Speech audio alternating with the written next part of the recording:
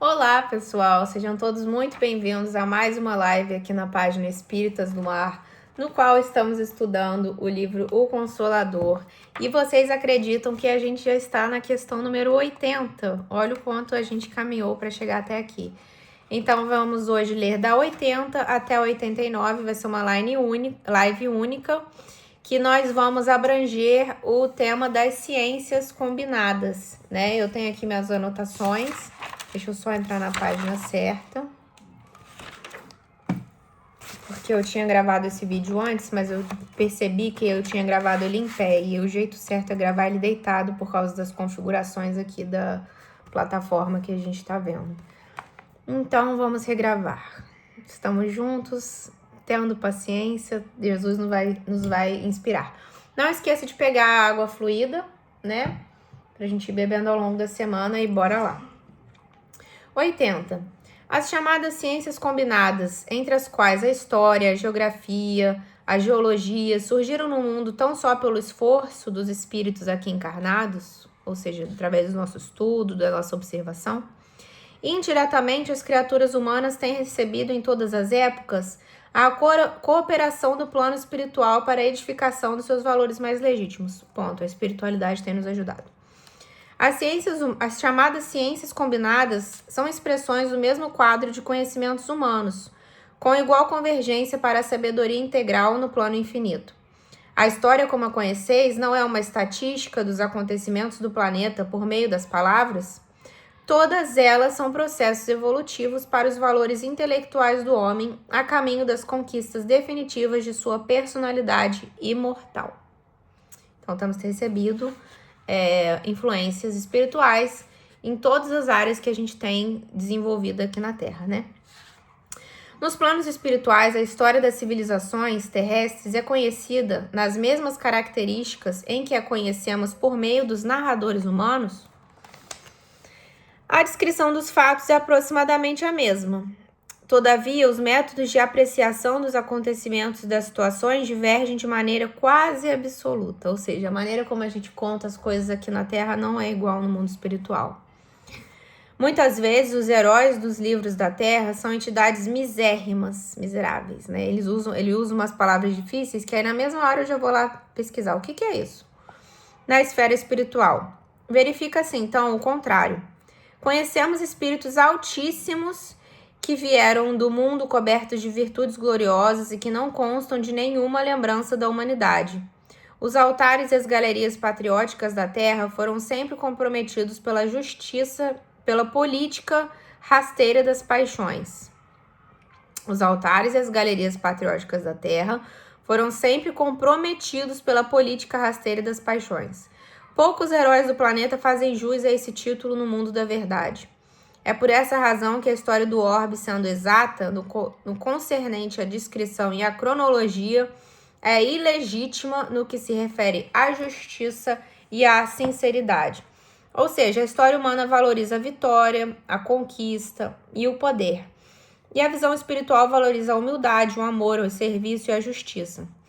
Espíritos muito elevados que vieram à Terra e não ficaram famosos, né? Trabalhadores anônimos no bem, silenciosos. A história humana lembra os poderosos, a espiritual, os justos.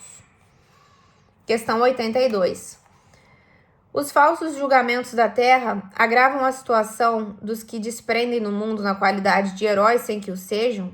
As exéquias solenes, as cerimônias solenes, os necrológios brilhantes. A necrologia é o registro da morte de alguém que faz uma homenagem da sua vida. Os pomposos adjetivos que se concedem aos mortos, entre aspas, em troca do ouro da posição convencional que deixaram, afligem os que partiram pela morte, ou seja, eles ficam perturbados, de maneira intraduzível. Penosa situação de angústia se estabelece para os espíritos sofredores e perturbados, que se envergonham de si mesmos, experimentando a mais profunda repugnância pelas homenagens recebidas. Cessada essa fase do julgamento insincero do mundo, frequentemente se poderá observar a incoerência dos homens.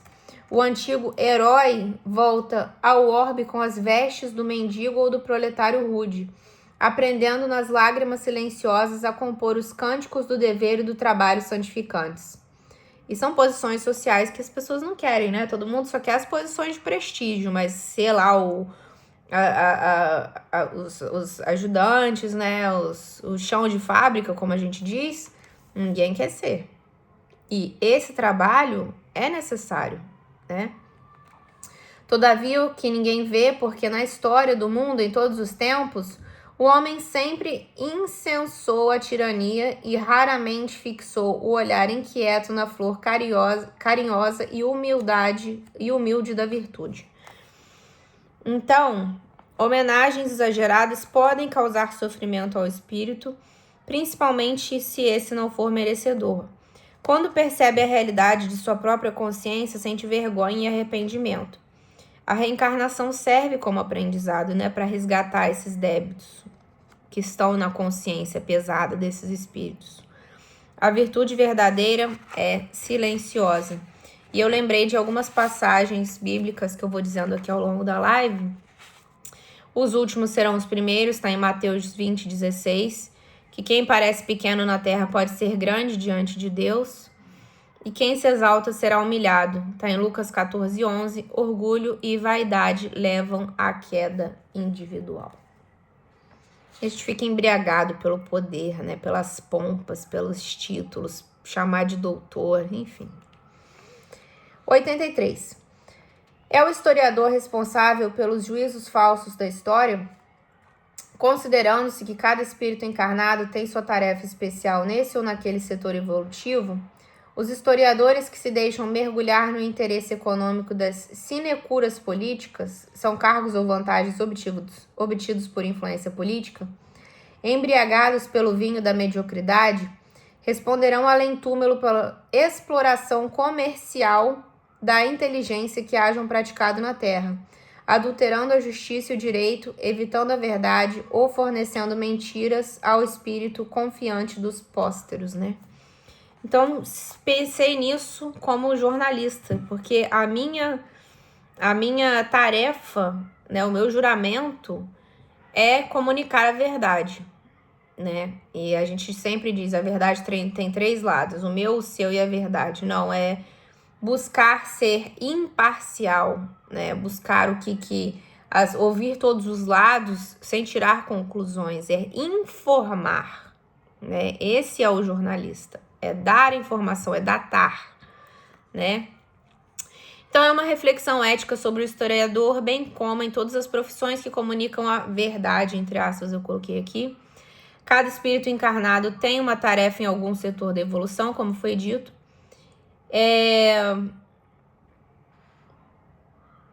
Não tô entendendo minha letra.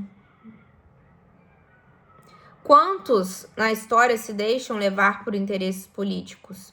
Escrevem para agradar poderosos ou governos, né? Manipulando os fatos por interesse ou conveniência. E quando eu trabalhei num jornal era muito assim, a gente recebia matérias políticas que eram para ser publicadas, né, do governo, mas a gente sabia que na realidade aquilo ali era um press release, né, que como a gente fala, é textos, né, que os próprios jornalistas do setor de comunicação do governo mandaram para lá, mas para poder promover certos tipos de serviços ou obras, e depois a gente ia lá investigar e acabava que não era aquilo mesmo, né? Terão responsabilidade moral e responderão além túmulo. Uma consequência grave é enganar as gerações futuras, né? Falou dos pósteros aqui. Distorcendo a justiça e o direito, escondendo verdades importantes e transmitindo mentiras. E o que a gente mais sabe que existe agora é fake news. Isso vale para jornalistas, professores, escritores, pesquisadores, ou seja, todas as pessoas que trabalham com a passagem das ideias de umas para as outras vão ser penalizados. 84. Se um espírito no plano invisível não é realmente uma criatura santificada, como receberá as orações de seus devotos se a história do mundo o canonizou? Canonizar é declarar alguém santo na Igreja Católica. E eu fui pesquisar, porque nós, como somos espíritas, a gente não faz muito parte desses rituais, né, católicos. Então eu fiquei curiosa para saber como que alguém é canonizado. Primeiro, você tem que ser um servo de Deus, Vai haver uma investigação sobre a vida dessa pessoa, uma investigação pessoal. Depois ele se torna venerável, que ele viveu virtudes heróicas. Depois ele é considerado um beato, que é reconhecido um milagre atribuído à intercessão dessa pessoa. E aí existe a santidade, que é a canonização. Depois de outro milagre comprovado, a igreja declara finalmente sua santidade, como ocorreu com a Madre Teresa em 2016. Né? Então vamos lá o que ele diz sobre a canonização. A canonização é um processo muito arrojado das ambições humanas para ser considerado perante a verdade espiritual. Conhecemos inquisidores, verdugos de povos e traidores do bem, conduzidos ao altar pelo falso julgamento da política humana. A prece dos devotos, invocando o seu socorro, muitas vezes sem se lembrarem da paternidade de Deus, ou seja, você ora para alguém, mas você não está orando para Deus, ecoa-lhes no coração perturbado como vozes de acusação terrível e dolorosa, porquanto reavivam ainda mais a nudez de suas feridas. E a gente sabe que no plano espiritual não adianta esconder nada, tá todo mundo vendo que tá ali no seu perispírito, né? Frequentemente, os espíritos que se encontram nessa penosa situação rogam a Jesus a concessão das experiências mais humildes na terra, a fim de olvidarem-nos, esquecerem, os ruídos nocivos das falsas glórias do planeta no silêncio das grandes dores que iluminam e regeneram. Né? Então, 84 ainda, né? É uma crítica quando não corresponde à realidade moral do indivíduo. Não está criticando a canonização, mas só quando não corresponde à realidade moral. Muitas pessoas foram declaradas santas por motivos políticos, históricos ou institucionais, né? O julgamento humano pode falhar. E a fama religiosa é diferente da santidade verdadeira. Pelos frutos os conhecereis. Mateus 7,16. Ai de vós que sois semelhantes aos sepulcros caiados, que por fora parecem belos, mas por dentro estão cheios de ossos e toda imundície. Mateus 23:27. Advertência contra a hipocrisia religiosa, já disse Jesus isso há mais de 2000 anos. Questão 85. Que a gente falou muito sobre isso na última live, sobre a formação planetária, sobre o desenvolvimento das espécies. Se você não assistiu a última live, assista aí que o material tá aí pra gente ver. Livro A Caminho da Luz, super importante, que a gente vai ler depois que a gente terminar o Consolador. E digamos que estamos em 30% desse livro. 25%. As primeiras formas planetárias obedeceram a um molde especial pré-existente? Jesus foi o divino escultor da obra geológica do planeta. Junto de seus prepostos, pessoas que trabalharam em nome dele, iluminou a sombra dos princípios com eflúvios sublimados do seu amor que saturaram todas as substâncias do mundo em formação. Eflúvios do amor emanaram energias espirituais que atuaram sobre todas as substâncias do planeta em formação. A vida na Terra foi impregnada de amor e intenção divina desde o início. Não podemos afirmar que as formas da natureza em sua manifestação inicial obedecessem ao molde pré-existente no sentido de imitação, porque todas elas receberam o influxo sagrado do coração do Cristo. A verdade é que, assim como nas vossas construções materiais, todas as obras viveram previamente no cérebro de um engenheiro ou de um arquiteto.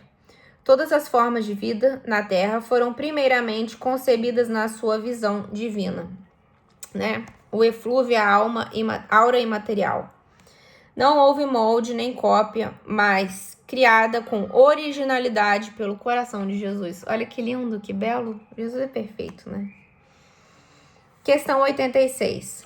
Tem sido a Terra formada pelo poder divino? Por que passou o planeta por tantas etapas evolutivas, muitas das quais duraram milhões de anos, né? Se tudo que Jesus toca é perfeito, por que a gente passou por esse processo?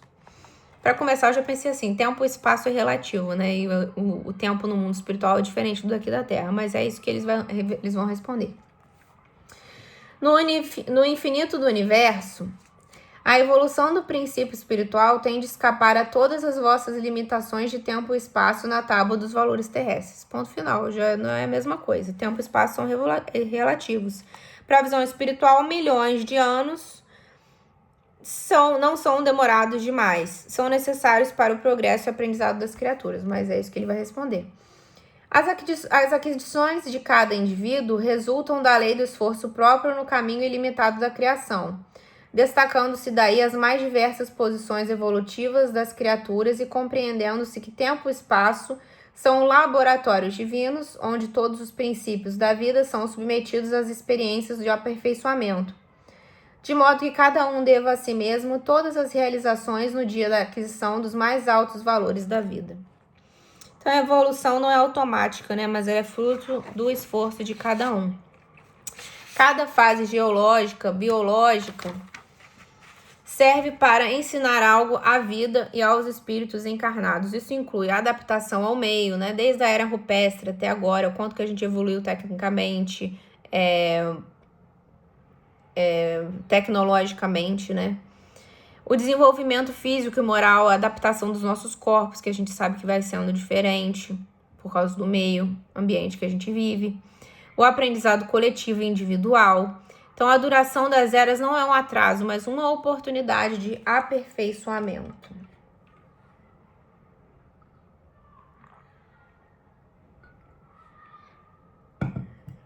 (87) De onde foram tirados os elementos para a formação da Terra? Sabemos que tá na última live. Sabemos que a aglutinação molecular, os átomos e as moléculas, bem como o motor transcendente do mundo, obedeceram ao sopro gerador da vida, oriundo do Todo-Poderoso. Deus decidiu assim. E lançado sobre o infinito da criação universal. Contudo, achamos-nos ainda na situação do aluno que encontrou a escola já edificada, cabendo-nos louvar e buscar pelo trabalho e pelo aperfeiçoamento o seu divino autor. Então, vieram do universo organizados pelo poder de Deus. E Deus já está conosco, mas a gente que vai ter que caminhar para chegar até lá, né? Cabendo-nos louvar e buscar pelo trabalho. Só assim, trabalhando, não é materialmente de só lá e ter o seu salário, é estudando, é abrindo a mente, é expandindo o conhecimento, é conversando, é evoluindo, né? Eu anotei alguma coisa aqui? Não, essa questão já está clara. Deve o homem terrestre enxergar nas comoções geológicas do globo elementos de provação para sua vida? Os abalos sísmicos não são grandes acidentes da natureza. O mundo não está sob a direção de forças cegas. A gente não está ao relento, a gente não está abandonado. As comoções do globo são instrumentos de provações coletivas ríspidas e penosas. Nesses cataclismos, grandes desastres naturais, a multidão resgata igualmente os seus crimes de outrora e cada elemento integrante da mesma quita-se do pretérito na pauta dos débitos individuais. São as chamadas provações coletivas que a gente fala no espiritismo, né? Nossa, muito triste, mas tudo tem uma razão de ser. Eu acho importante que quando a gente vê algum tipo de situação, né, algum tipo de calamidade, a tendência, né, é que a gente se una, a gente busque por justiça, justiça dos homens, né, que a divina sempre é feita e não falha, mas que a gente mostre um pouco mais de solidariedade, fraternidade, né, a gente vê, sei lá, a questão das chuvas no Brasil, levar comida, levar amparo, né, resgatar as pessoas, os animais. Então, assim, essa união entre as pessoas, eu acho isso muito importante, que da parte material aqui na Terra, isso também traz benefícios, se é assim que eu posso dizer, né, porque é triste de qualquer maneira. Questão 89 e última. Por que razão não existe nos textos sagrados uma notícia positiva das terras descobertas posteriormente à vinda de Jesus ao planeta? Não entendi essa pergunta e o que queria dizer, apesar de estar claro. Por que não existe essa ausência de relatos sobre descobertas posteriores à época de Jesus nos textos sagrados? Neste particular, temos de convir que a palavra das profecias, através de todos os tempos e situações do planeta, como eco das regiões divinas, não teve em mira senão a edificação do reino de Deus nos corações, desprezando as fundações humanas precárias e perecíveis. Todavia, no desdobramento das revelações, encontrareis notícias das novas terras posteriormente descobertas, Informações essas que se encontram sob os véus dos símbolos, simbologia. Como aconteceu com todas as demais notificações que o Velho e Novo Testamentos legaram ao homem espiritual. Então, o foco das profecias, o Velho e Novo Testamento, tem finalidade moral e espiritual, não geográfica, não ficar descobrindo terra, né? Educar o homem e não informar sobre eventos passageiros. Os textos não se preocupam com conquistas temporais como novas terras ou impérios, porque são efêmeros diante da eternidade da alma. Mas há referências nas parábolas, há símbolos que deixam as mensagens atemporais. As profecias são morais e não materiais. Então, esse é o material que eu preparei para esta live. Semana que vem a gente entra na questão 90, falaremos sobre as ciências aplicadas. Essa live ela vai ser dividida. Opa, deixei cair um... Ai, fiz uma bagunça aqui. Semana que vem essa live vai ser, as ciências aplicadas vão ser divididas em outras partes, porque essa vai ser maior. Mas o importante é que estejamos juntos, estejamos estudando, não é mesmo? Tem sido muito bom para mim estar aqui falando com vocês, pessoalmente falando, estudar, buscar conteúdo, trazer essas informações para vocês, ler bastante. Eu não tenho lido outros tipos de literatura, porque eu tô focada muito na literatura espírita, mas que é muito vasta, né? Agradecendo a Francisco Cândido Xavier por ter psicografado esse livro, psicografou mais de 500 livros, ou seja, material por aí é o que não falta pra gente ler. E a Emmanuel por nos satisfazer um pouco com essas questões que a gente tem de curiosidade, mas nos informando, né, gente? E esse livro aqui, ele é completamente moral, né? Todas as respostas são morais. Muito se fala sobre o amor, sobre a fraternidade, sobre a humildade, né? Não se fala sobre vingança, sobre uma justiça cega, né? Se fala muito sobre amar a Deus, amar ao próximo como a nós mesmos, que é o único mandamento que Jesus deixou, que é o mais difícil da gente cumprir. E a gente sabe que a vida na Terra, a gente tem os nossos compromissos, tem as nossas atribulações, muitas vezes a gente se sente injustiçado, a gente se sente lesado, somos sempre vítimas, né? Na história de alguém, nós somos sempre vítimas.